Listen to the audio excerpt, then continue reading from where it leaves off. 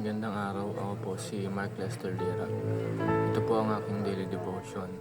Ah, Continuity, Legacy of Faith Through Generations, na tinalakay po ni Pastor Russell Ocampo sa 365 Daily Devotion. Ang Bible verse po natin ngayong araw ay galing sa 2 Timothy chapter 1 verse 5. Sabi dito, I am reminded of your sincere faith, a faith that dwelt first in your grandmother Lois and your mother Eunice, and now I am sure dwells in you as well. Sabi po sa Bible verse po is, ang faith na naunang napunta sa sa grandmother Lois ay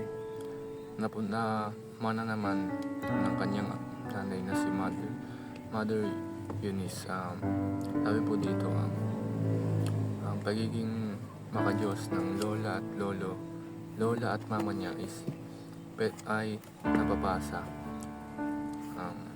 First teaching po is, faith in Christ is the most valuable inheritance. Ang pananampalataya sa Diyos ay isang mahalagang kayamanan na binigay sa atin ng Diyos na pwede nating mamana. Dahil pwede rin natin itong ibigay o ituro sa maging anak o apo natin. Dahil kung sila ay hindi mapapalapit sa Diyos, ay pwede silang mamali ng direksyon sa buhay o maging masama ang kanilang buhay. Kaya dapat mahalaga na ipamana natin sa kanila ang kultura na tayo ang nagsimula. Second teaching is, the legacy of faith is a seed full of potential. Kung tayo ay nananampalataya sa Diyos, sa atin magsisimula ang legacy of faith. Kung ang magulang natin is hindi malapit sa Diyos at tayo ang malapit sa Diyos, sa atin magsisimula ang first generation ng kultura ng pananampalataya sa Diyos. Tayo ang magiging buto na punong-puno ng potensyal, at pag ang buto na yun ay namunga,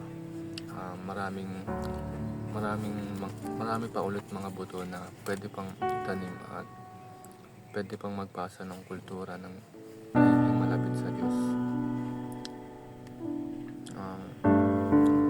Third teaching is, how we shape our family culture shapes the future.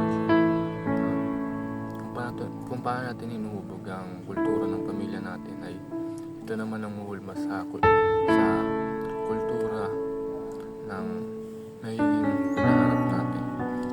At dahil kung tayo ay inulma ng pananampalataya sa Diyos, pwede natin itong ipasa sa magiging anak natin in the future para magtuloy-tuloy ang kultura ng pagiging malapit sa Diyos. Yun lamang po.